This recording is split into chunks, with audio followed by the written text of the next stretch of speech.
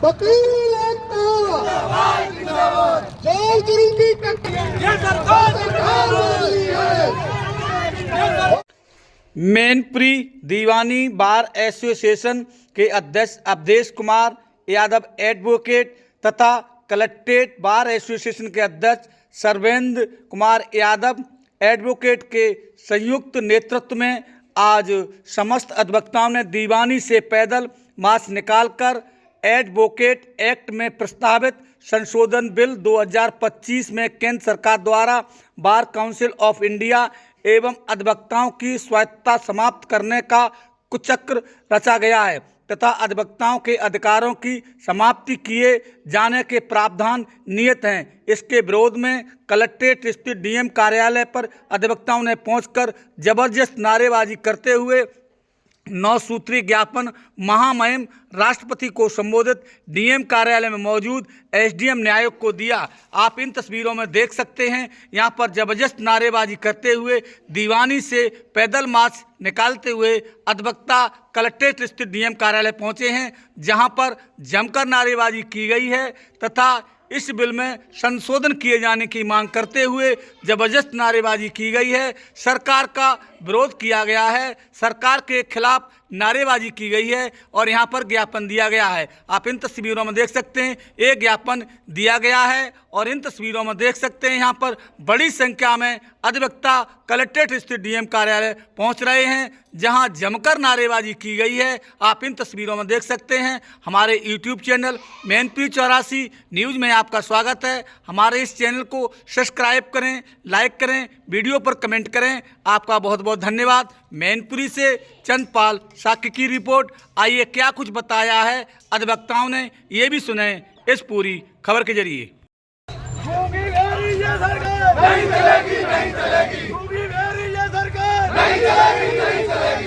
प्रदर्शन कर रहे हो, नारेबाजी चल रही है, क्या कुछ खास विषय है और यहाँ जिलाधिकारी कार्यालय घेराव?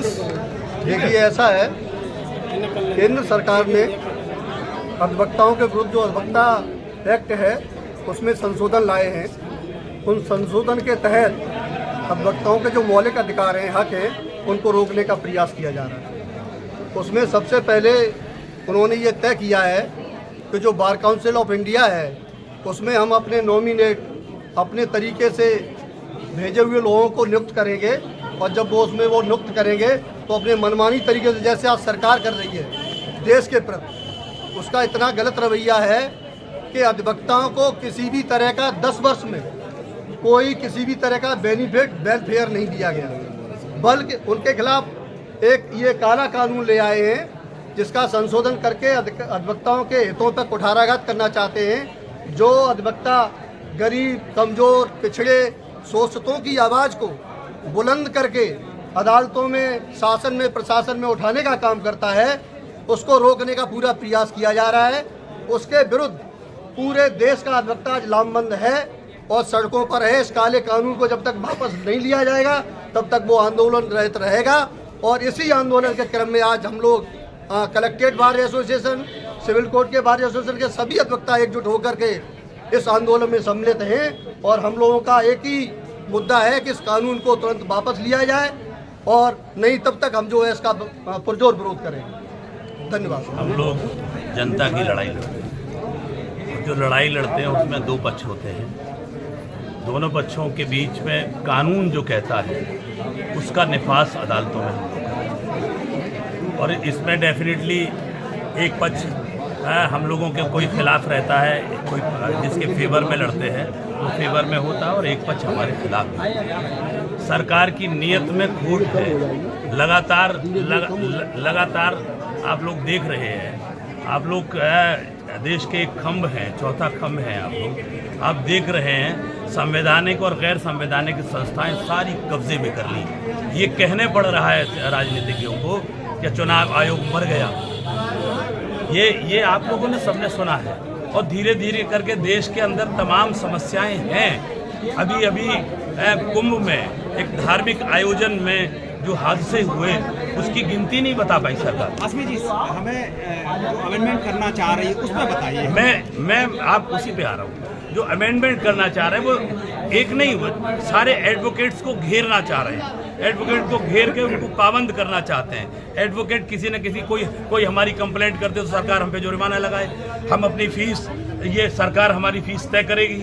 हम कभी कभी तो ये होता है कि हम फीस भी नहीं लेते। कुछ गरीब लोग ऐसे होते हैं, कुछ महिलाएं ऐसी होती हैं जिनको फ्री में मुफ्त में लड़ देते हैं। यानी कि बीसीआई जो बॉडी है उसमें 3 सदस्य जो है वो घुसेड़ना चाह रही है सरकार। जी, वो अपने नॉमिनेट करके सरकार वो चाहती है कि जो हमारा संगठन है इसको कमजोर कर दे। सरकार अपने लोगों को नॉमिनेट करके वहाँ बिठा दे और वो हमारी आवाज़ फिर वो कोई न सुने।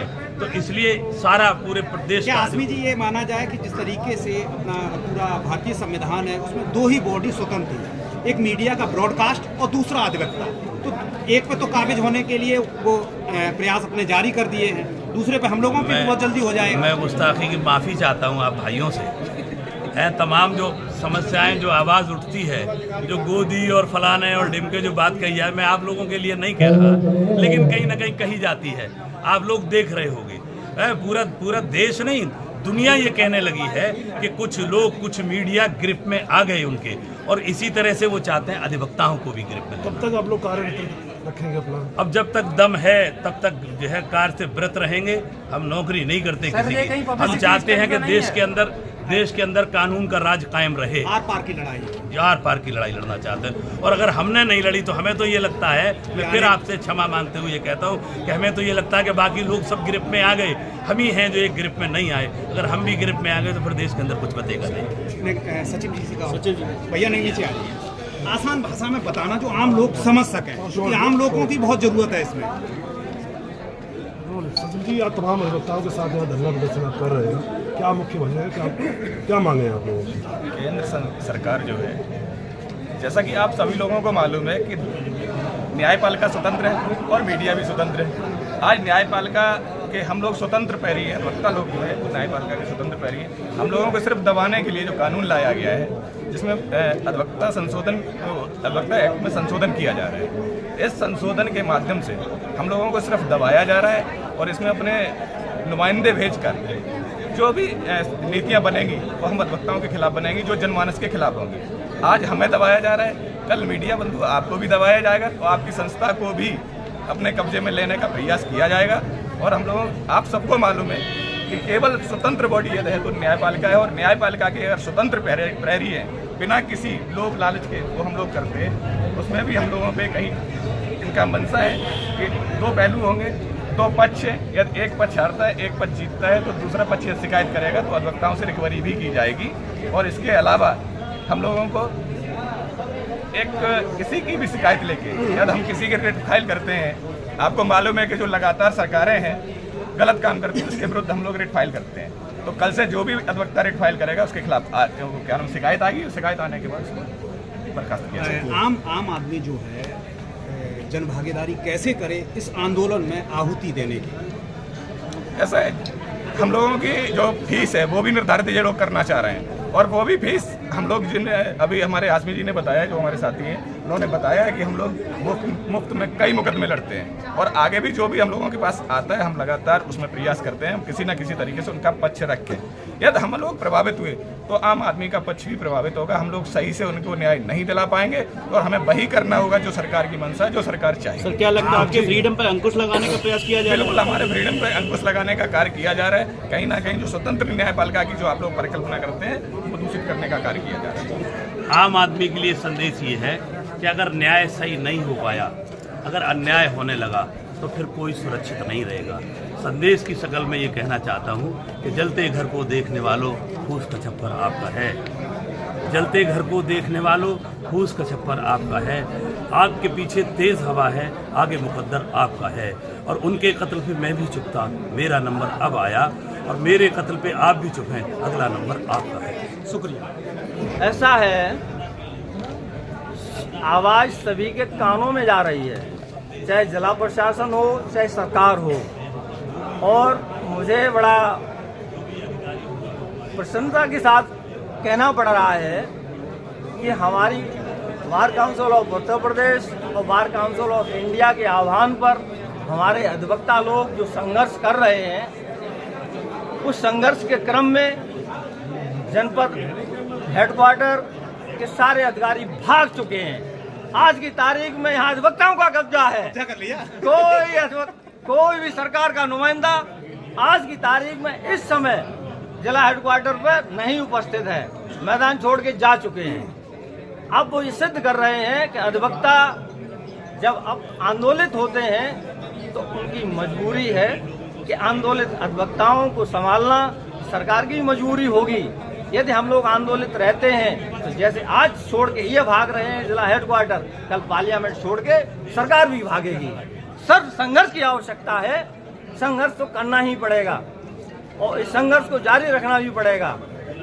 हमारी सरकार ये चाहती है कि जो भी 4 सरकार के मुख्य स्तंभ होते हैं जो आज़ाद होते हैं, उसमें सारे स्तंभों को उन्होंने गिरफ्त कर लिया है। केवल अधिवक्ता और न्याय प्रणाली थोड़ी रह गई है और न्याय प्रणाली में भी काफ़ी कब्जा उनका है। सिर्फ अधिवक्ता आज़ाद रह गया है, वो फ्रीडम है। उसकी फ्रीडम को समाप्त करने के लिए ये काला कानून लाया जा रहा है। ये अधिवक्ता संशोधन बिल नहीं, ये निश्चित रूप से ब्लैक कानून है और ये काला कानून इसलिए ला रहे हैं कि देश पर लोकतांत्रिक व्यवस्थाओं की हत्या करते हुए, संवैधानिक व्यवस्थाओं का वायलेशन करते हुए अधिवक्ताओं को शांत करने का, चुप करने का तरीका अपनाया है इन्होंने।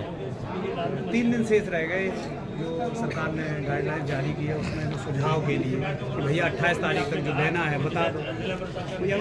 हम लोग बराबर आंदोलित हैं, बराबर सरकार को हर जनपद से ज्ञापन जा रहा है ये अधिवक्ता संशोधन बिल वापस लीजिए। एक ही आवाज आ रही है, इस संशोधन की कोई आवश्यकता नहीं है। क्यों? उसका रीजन है तो मैं अभी भी बता चुका था थोड़ी देर पहले कि जब भी इंडियन कॉन्स्टिट्यूशन का निर्माण हुआ था, ड्राफ्ट कमेटी में 2/3 अधिवक्ता थे। ये तो कानून के जानकार होते तो यही नहीं बना लेते संविधान। ये देश आज़ाद 1947 नहीं 1943 में होने वाला था। इनके पास व्यवस्था नहीं थी कि ये आज़ाद करके वो संविधान लागू कर लेते ताकि ये देश चल सकता था।